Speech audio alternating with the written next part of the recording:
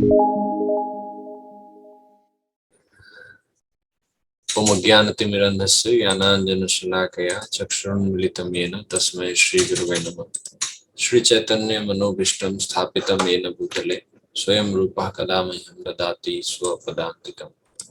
वन्देऽहं श्रीगुरोः श्रीयुतापदकमलं श्रीगुरून् वैष्णवांश्च श्रीरूपं साग्रजातं सहगण रघुनाथान्वितं तं सजीवं साद्वैतं सावधूतं परिजनसहितं कृष्णचैतन्यदेवं श्री राधा कृष्ण पादान सहगण ललिता श्री विशाखान्वितांश्च। नमो विष्णुपादाय कृष्ण पृष्ठाय भूतले श्रीमते भक्ति वेदांत स्वामी निति नामिने। नमस्ते सारस्वती देवे गौरवाणी प्रचारिणे निर्विशेष शून्यवादी पाश्चात्य देशतारिणे। हे कृष्ण करुणा सिंधु दीन बंधु जगतपते भूपेश गोपिका कांत राधा कांत नमोस्तुते। तप्त कांचन गौरांगी राधे वृंदावनेश्वरी वृषभानुसुते देवी प्रणमामि हरिप्रिये। वाञ्छाकल्पतरुभ्यश्च कृपा सिन्धुभ्य एव च पतितानां पावनेभ्यो वैष्णवेभ्यो नमो नमः। जय श्री कृष्ण चैतन्य प्रभु नित्यानंद श्री अद्वैत गदाधर श्रीवासादि गौर भक्तवृंद। हरे कृष्णा कृष्णा कृष्णा हरे हरे, हरे राम राम राम हरे हरे। हरे कृष्णा। तो भगवद गीता का 10वां अध्याय, और 10वां अध्याय ये वही अध्याय है जहां पर भगवान अपना ऐश्वर्य बताते हैं। और चूंकि भगवान ने अपने विषय में गुह्य ज्ञान तो बता दिया अर्जुन को, अब भगवान अपने विषय में मुख्य रूप से व्याख्या करेंगे कि वो कैसे वही भगवान है और वही सृष्टा है। उन्होंने सब कुछ उनके अंतर्गत है।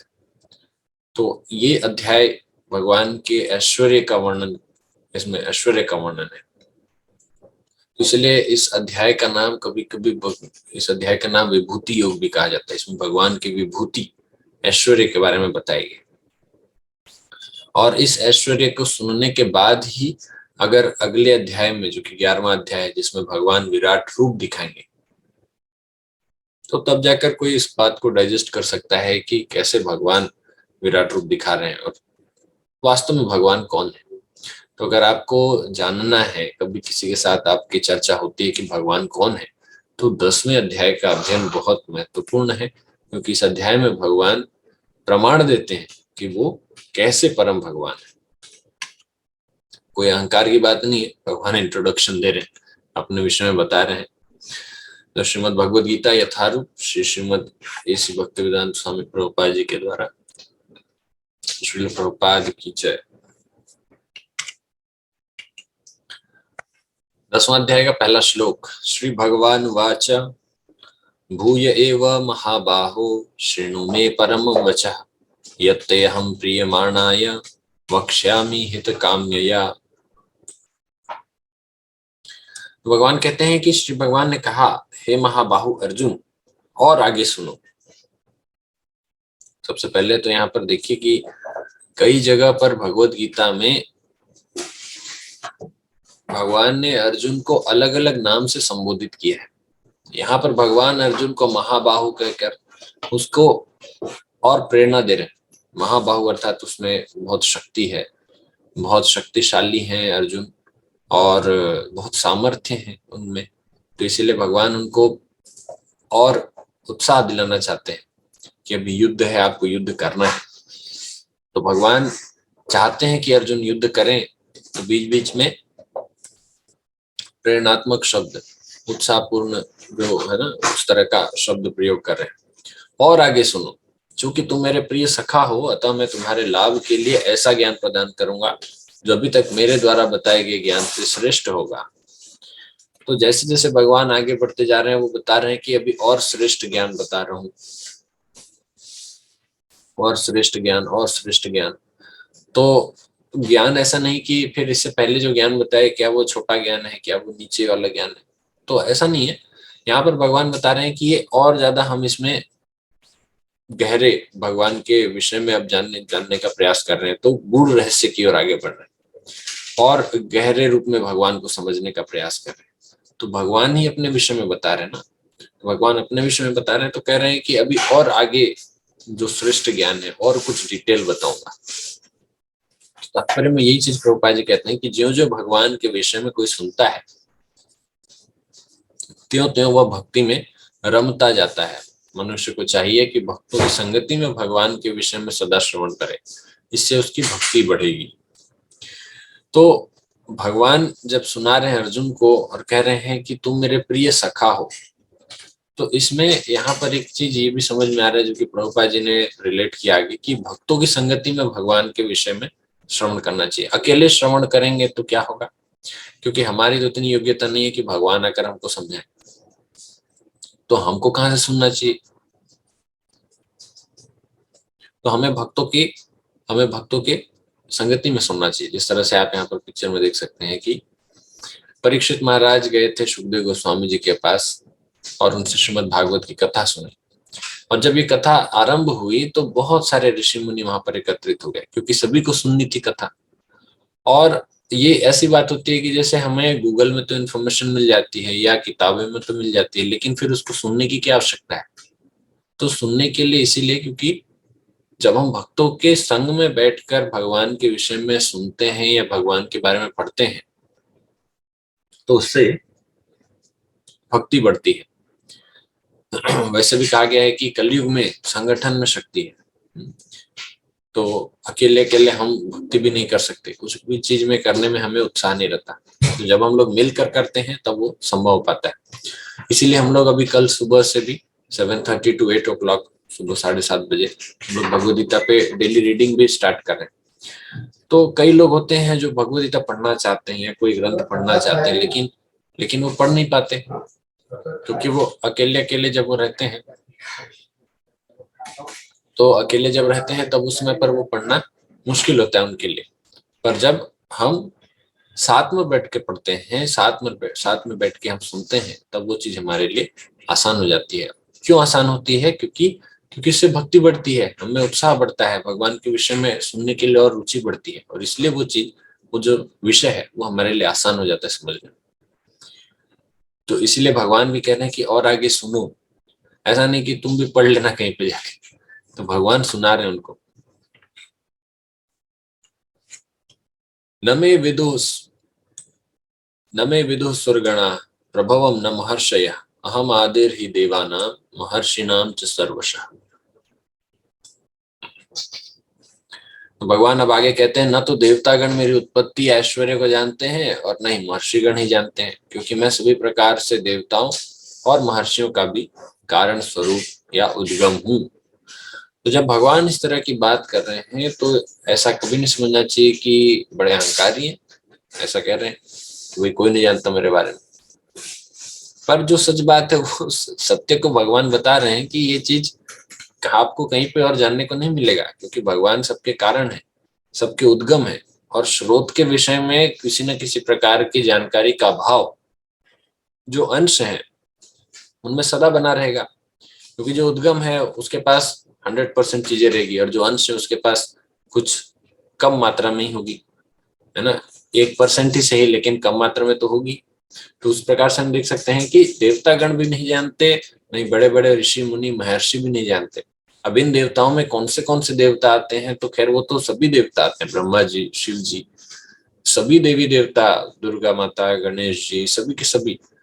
तो वे भी भगवान की उत्पत्ति और ऐश्वर्य को नहीं जानते, क्योंकि भगवान ही सबके उद्गम स्वरूप है, सबके कारण स्वरूप है।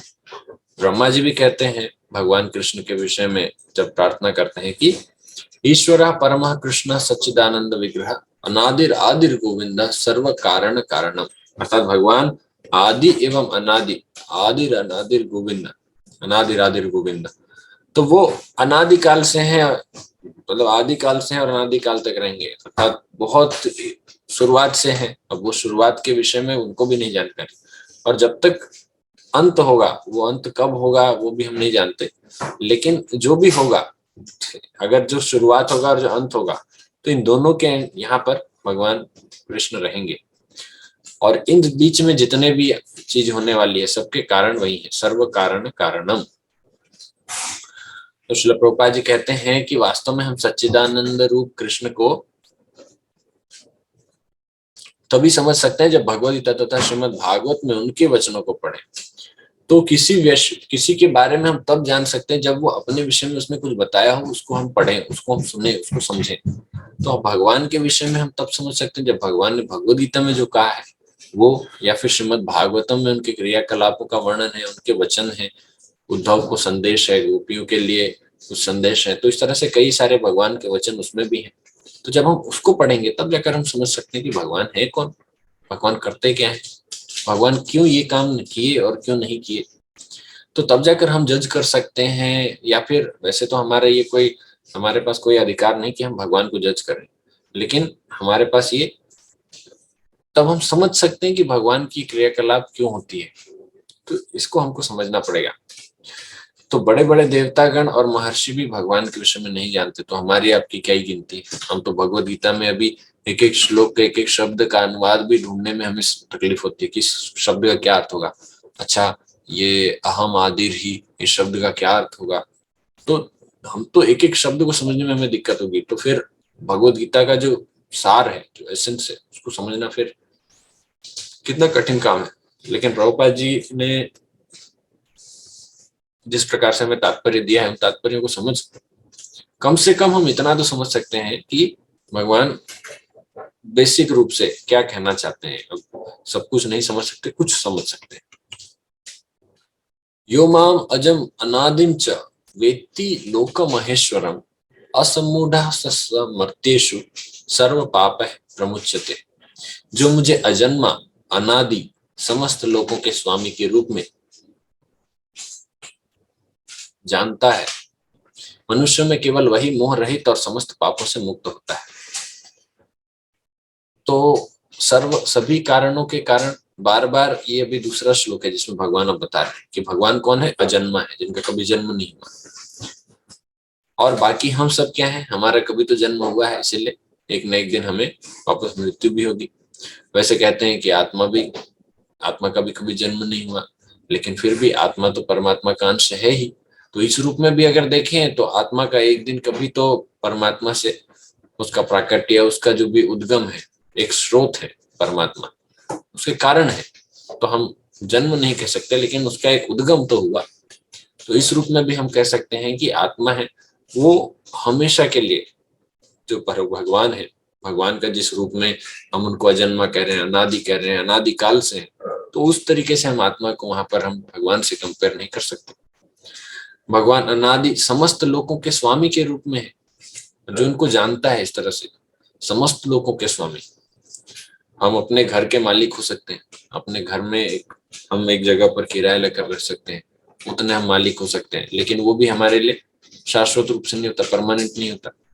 लेकिन भगवान सभी लोगों के स्वामी हैं। और मनुष्यों में केवल वही मनुष्य जो ये सब जानता है, वही मोह रहित और समस्त पापों से मुक्त हो सकता है। तो मोह रहित कैसे होगा? मोह रहित तब होगा जब वो ये समझ जाएगा कि भगवान ही सबके स्वामी है।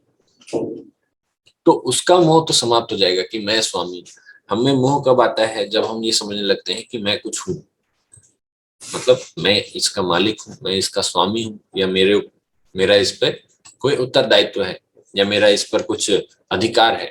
जब इस तरह से भावना हमारे अंदर रहती है तो हम मोह में रहते हैं। इसको कहते हैं मोह। मोह शब्द को एक दूसरा अर्थ भी कह सकते हैं, मैं और मेरा। तो ये जो आसक्ति, जो भावना है, तो ये मैं मेरा, ये भावना तब रहती है जब हमको ये रहता है कि मैं कुछ हूँ। तो जब हम समझ जाते हैं कि भगवान कृष्ण ही सभी लोगों के स्वामी है, सब कुछ के तो कंट्रोलर, सब कुछ के नियंता वही है, तो फिर हमें ये जो भावना है कि मैं कुछ हूँ वो समाप्त हो जाती है। फिर हम ये समझने लगते हैं, अच्छा जो भी हो रहा है वो भगवान की इच्छा से हो रहा है, या फिर मुझे तो अपना बेस्ट करना है, बाकी फिर भगवान देखें, क्योंकि उनका ही परिवार, वो जाने। ये जो परिवार जो मैं अपना समझ रहा हूँ, ये तो मैंने यहाँ पर कुछ समय के लिए मैं यहाँ आया हूँ, पर ये वास्तव में परिवार तो भगवान का है। और भगवान इस परिवार में क्या होना चाहिए, क्या नहीं होना चाहिए, भगवान दिख रहे हैं। तो इस तरीके से वह मोह रहित हो जाएगा। और दूसरा, समस्त पापों से मुक्त हो जाएगा। कैसे मुक्त हो जाएगा? क्योंकि जैसे ही मैं और मेरे ये जो स्वार्थ, मोह से बाहर निकलते हैं, आसक्ति से, भावना से बाहर निकलते हैं, तुरंत ही हम पाप और पुण्य के चक्र से बाहर निकल जाते हैं। क्यों? क्योंकि जैसे ही हम मैं मेरा वाली स्थिति में रहते हैं, तब तक हम शारीरिक स्तर पे होते हैं, और मैं मेरा की स्थिति से बाहर निकलते ही आत्मा के स्तर पे आ जाते हैं। और जो व्यक्ति आत्मा के स्तर पे होता है वो कभी भी किसी प्रकार के कर्म बंधन में नहीं फंसता, क्योंकि वो जानता है कि मैं आत्मा हूं, मैं शरीर तो हूं नहीं। तो इसीलिए शारीरिक रूप से जो भी क्रियाकलाप है, जो पाप पुण्य के कार्य हैं, उसमें कोई उसका योगदान नहीं होता। तो वो सदैव आत्मा के उत्थान के लिए जो भक्तिमय कार्य है सिर्फ वही करता है, इसलिए वो पाप से भी मुक्त हो जाता है। और वास्तविक मंगल तो पूर्ण भक्ति और सेवा भाव से युक्त कृष्ण भावना मृत पर ही निर्भर करता है। यदि हम तनिक भी चाहते हैं कि हमारे कर्म शुभ हो तो हमें परमेश्वर की आज्ञा से कर्म करना होगा। ऐसी आज्ञा श्रीमद् भागवत तथा भगवद गीता जैसे शास्त्रों से या प्रामाणिक गुरु से प्राप्त की जा सकती है। तो हम तो अभी भगवद गीता जो पढ़ रहे हैं, तो हम भागवत तथा भगवद गीता जैसे शास्त्र को भी पढ़ रहे हैं और प्रामाणिक गुरु से भी प्राप्त कर रहे हैं, क्योंकि श्रील प्रभुपाद जी ने इसको हमें दिया है, इसका तात्पर्य हमें दिया है। श्रील प्रभुपाद जी ने अपना तात्पर्य नहीं लिखा है, श्रील प्रभुपाद जी ने इसमें तात्पर्य लिखा है उन सभी वैष्णव आचार्यों का, जो अलग अलग 4 मुख्य जो वैष्णव संप्रदाय हैं, इनके टॉप मोस्ट जो आचार्य हैं, श्री रामानुजाचार्य, श्री मध्वाचार्य, श्री नंबरकाचार्य, कुमार विष्णु स्वामी, तो इस तरह जो ये आचार्य हैं, श्री चैतन्य महाप्रभु, श्री श्रीधर स्वामी, तो ये जितने आचार्य हैं, बड़े बड़े वैष्णव आचार्य, इनकी टीकाओं को प्रभुपाद जी ने सम्मिलित करके दिया है। तो हम उस चीज को पढ़ रहे हैं, उनके माध्यम से हम भगवान को समझने का प्रयास कर रहे हैं। तो प्रभुपाद जी क्या कह रहे हैं कि यदि हम तनिक भी चाहते हैं कि हमारे कर्म शुभ हो तो हमें परमेश्वर की आज्ञा से कर्म करना होगा। अगर हम भगवान की आज्ञा से कर्म नहीं करेंगे तो हमारे लिए जो भी कर्म हम करेंगे वो अशुभ ही होगा। शुभ और अशुभ क्या होता है? शुभ और अशुभ, शुभ वह है जो हमारे लिए, हमारे आगे बढ़ने के लिए हमें कर्म बंधन में न फंसाए, हमको भगवान की ओर आगे लेके जाए, ये शुभ है। और अशुभ क्या है? जो हमें भगवान से दूर लेकर जाए। वास्तव में शुभ और अशुभ देखें तो यही है, जो हमें भगवान से दूर लेकर जाए उसे अशुभ कहते हैं। तो हम भगवान की आज्ञा से काम करेंगे तो हम तो भगवान के पास ही जाएंगे, शुभ कार्य ही होगा। और अगर हम भगवान की आज्ञा से नहीं कार्य करेंगे तो अशुभ होगा। प्रश्न ये उठता है कि भगवान की आज्ञा हमें कैसे मिलेगी, हमको कैसे पता चलेगा? क्या भगवान आकर हमको आदेश देने वाले हैं, या हम कैसे समझे कि भगवान की क्या इच्छा है? तो जब इस तरह के प्रश्न आते हैं तब हमें वहां पर उस समय हमारे जो वरिष्ठ जो भक्त हैं, जिनसे हम, जिनके संपर्क में या जिनके गाइडेंस में हम भक्ति सीख रहे हैं, आध्यात्मिक जीवन यापन कर रहे हैं, तो उनसे हमें जाकर सलाह लेना चाहिए, उनसे जाकर हमें पूछना चाहिए। तो तब जाकर वो हमें बता सकते हैं। जरूरी नहीं कि चलो वो हर बार सही भी बताएं, अगर आपको ऐसा डाउट भी होता है कि हमेशा सही बताएं, फिर भी कम से कम हमें उनसे सलाह लेनी चाहिए। और वो हमें गाइड कर रहे हैं तो हमें उनके हिसाब से चलना चाहिए। फिर अगर चाहे गलत भी हो तो फिर जिम्मेदारी तो उनकी बनेगी। तो हमें इस प्रकार से शरणागत भाव से भक्ति करनी चाहिए। हमारे वरिष्ठ भक्त हैं, उनके संपर्क में, उनके साथ रह के वो हमें जैसा भी आदेश देते हैं उस तरह से आदेशों को पालन करना चाहिए, ये मानकर कि उनका जो आदेश होगा या उनका जिस प्रकार से वो हमें बता रहे हैं वो भगवान की इच्छा होगी, क्योंकि वो शास्त्र के सम्मत में है, शास्त्र के विरुद्ध नहीं बता रहे, इसीलिए हम उनका पालन करना चाहिए। अगला श्लोक, बुद्धिर्ज्ञानम सम्मोह क्षमा सत्यम दमः शमः सुखम दुखम भवो भावो भयम चा भयमेव च अहिंसा समता तुष्टिस्तपोदानं यशो यशः भवन्ति भावा भूतानां मत्त एव पृथग्विधाः। बुद्धि, ज्ञान, संशय तथा मोह से मुक्ति, क्षमा भाव, सत्यता, इंद्रिय निग्रह, मन निग्रह, सुख तथा दुख, जन्म मृत्यु, भय अभय, अहिंसा, समता, तुष्टि, तप, दान, यश तथा अपयश, जीवों के ये विविध गुण मेरे ही द्वारा उत्पन्न है। वाह! तो अभी तो एक एक शब्द को हम चर्चा, तो आप इसका अर्थ तो समझते ही हैं, कुछ के अर्थ हम चर्चा कर लेते हैं। बुद्धि भगवान से आता है। ज्ञान, जो हम ज्ञान प्राप्त करते हैं वो भी भगवान से ही आ रहा है। कि 15वें अध्याय में फिर से भगवान कहेंगे कि जो कुछ भी है सब कुछ मेरे से आ रहा है। सर्वस्य चाहम हृदि सन्निविष्टो मत्तः स्मृतिर् ज्ञानम अपोहनम च। वो कहते हैं कि जो स्मृति है, स्मृति अर्थात हमारी याददाश्त, मत्तः स्मृतिर् ज्ञानम, ज्ञानम अर्थात जो हम ज्ञान प्राप्त करते हैं, अपोहनम अर्थात जो हम भूल जाते हैं, ये तीनों चीज भगवान से आते हैं। तो यहाँ पर बुद्धि और ज्ञान संशय तथा मोह से मुक्ति, ये भी भगवान से आता है। क्षमा भाव, सत्यता, इंद्रिय निग्रह। इंद्रिय निग्रह का अर्थ होता है सेंस कंट्रोल, इंग्लिश में हम कहें तो इंद्रियों को किस तरह से हम अपने वश में करें। मन निग्रह, माइंड कंट्रोल। सुख तथा दुख, जन्म मृत्यु, भय अभय, अहिंसा, समता, तुष्टि, तप, दान, यश तथा अपयश। वास्तव में देखा जाए तो सब कुछ भगवान से ही आता है। यहाँ तो भगवान ने कुछ उदाहरण दे रहे हैं कि ये जो कुछ गुण है जीवों में, ये मेरे द्वारा उत्पन्न होते हैं। वैसे तो सब कुछ भगवान से ही आता है, सब कुछ, चाहे जो भी चीज इस संसार में हम देखते हैं, सुनते हैं, जो कुछ भी यहाँ पर अस्तित्व है। यश भगवान चैतन्य के अनुसार होना चाहिए। उनका कथन है कि मनुष्य तभी प्रसिद्धि प्राप्त करता है जब वो महान भक्त के रूप में जाना जाता है। यही वास्तविक यश है। तो यश शब्द को लेकर, यश तथा अपयश, ये शब्द को लेकर प्रभुपाद जी यहाँ पर बता रहे हैं कि कई बार हम नेम फेम चाहते हैं, पोस्ट पोजीशन पावर, मेरा भी बहुत नाम हो। तो ये जो नाम है ये किस तरह से होना चाहिए, फेमस किस रूप में होना चाहिए? तो फेमस जो है, प्रभुपाद जी कहते हैं भगवान चैतन्य के अनुसार होना चाहिए। भगवान चैतन्य महाप्रभु का कथन क्या है, क्या कहते हैं वो, कि यश प्राप्त कब करता है, जब वो महान भक्त के रूप में जाना जाता है। और वास्तविक यश यही है। देखिए आज आज ही हम एक चीज पर विचार कर रहे थे कि जो बहुत बहुत फेमस, कभी कोई मूवी आ जाती है, कभी कोई मूवी आती है, वो बहुत ज्यादा फेमस हो जाती है, तो लोग उसमें जो कुछ कुछ गाने होते हैं या कुछ कुछ स्टाइल्स हैं उसको कॉपी करने लगते हैं।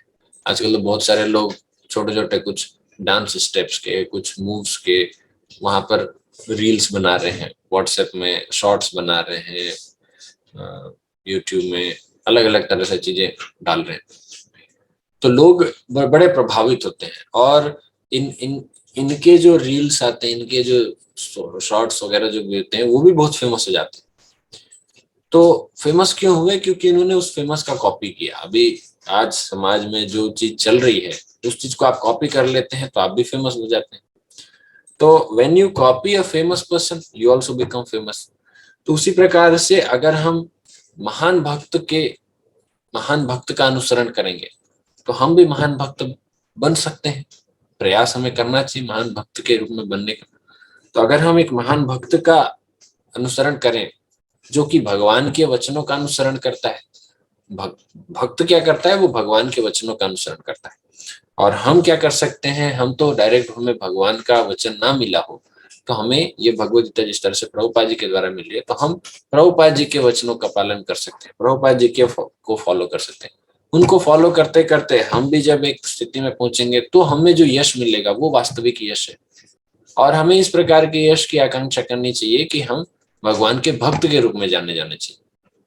ये नहीं कि हम बहुत महान कुछ हमने कुछ काम किया है, नहीं, हमने क्या किया है, हम हमारे ऊपर जितने जो भक्त हैं हम उनको हमने उनका आज्ञा का पालन किया है और इसीलिए आज हमको भी लोग भक्त के रूप में जानते हैं। हालांकि इस बात का अहंकार नहीं होना चाहिए, लेकिन हमारी जो पहचान है, हमारा जो अस्तित्व है वो इस रूप में होना चाहिए कि मैं एक भक्त हूँ, मैं भगवान का सेवक हूँ। भगवान जैसे कोई बहुत बड़ी कंपनी में कोई काम करता है तो उतना उसका उतना बड़ा नाम होता है।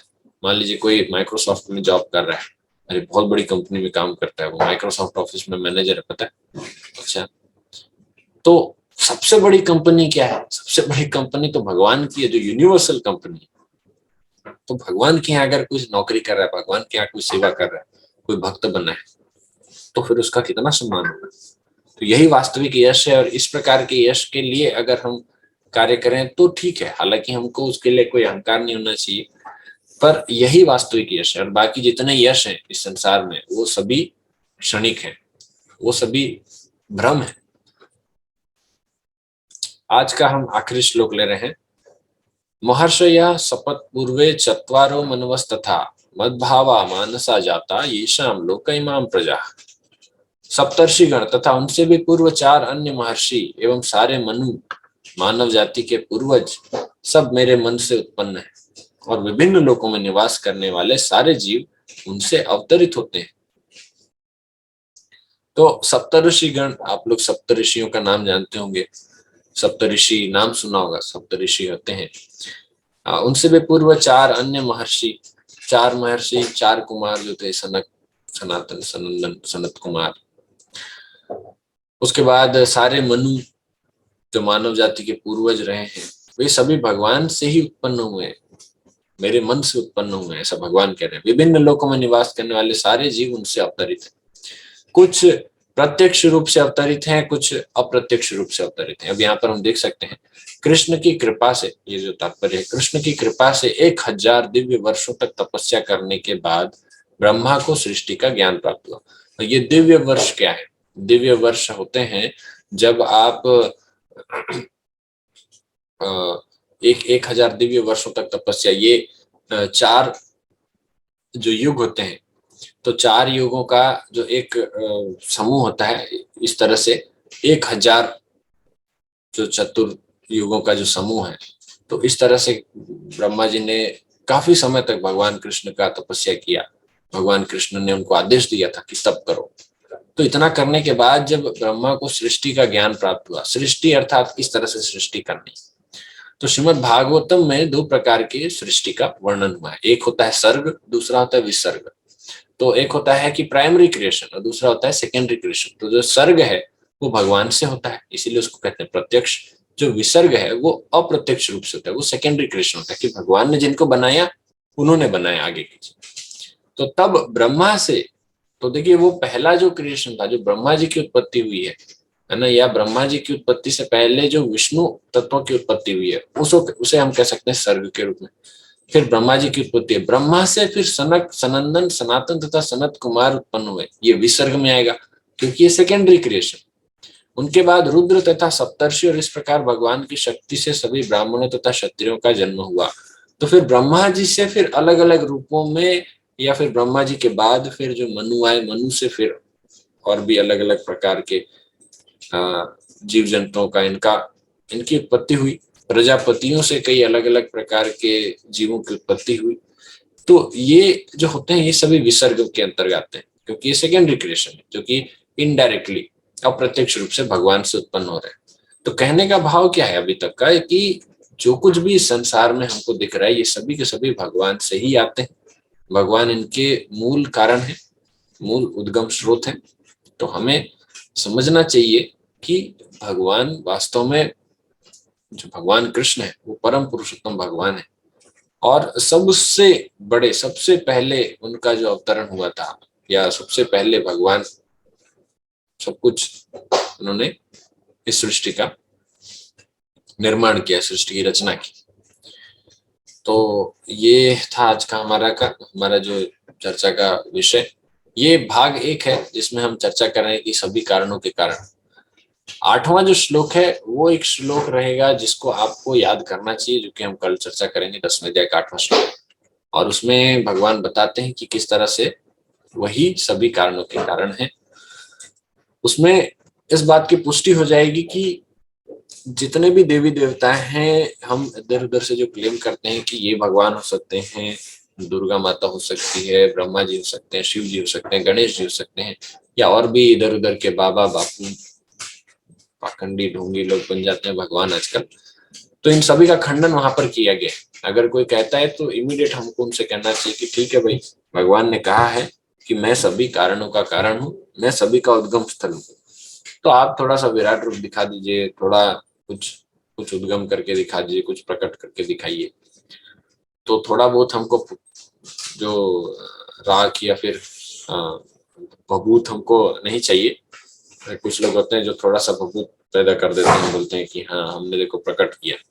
तो इस तरह का चमत्कार नहीं चाहिए, हमको कुछ बड़ा चाहिए। अब आप प्रकट करना ही चाहते हैं तो थोड़ा 1000-2000 किलो सोना ही इकट्ठा कर दीजिए, तब समझ में आएगा आप भगवान है। 2-4 ग्राम सोना इकट्ठा करना, पैदा करना, हो सकता है कहीं छिपा के रखा होगा, उसने निकाल लिया। पर 1000-2000 किलो सोना निकले तो समझ में आए ना, तो वहां पर कुछ उसका एक्चुअल में इंपॉर्टेंस हुआ कि हाँ आपने कुछ बड़ा काम किया। तो इसका दूसरा जो भाग है, भगवान कैसे सभी कारणों के कारण है, हम कल देखेंगे। और फिर से 8 बजे हम मिलेंगे कल शाम को। धन्यवाद। हरे कृष्णा।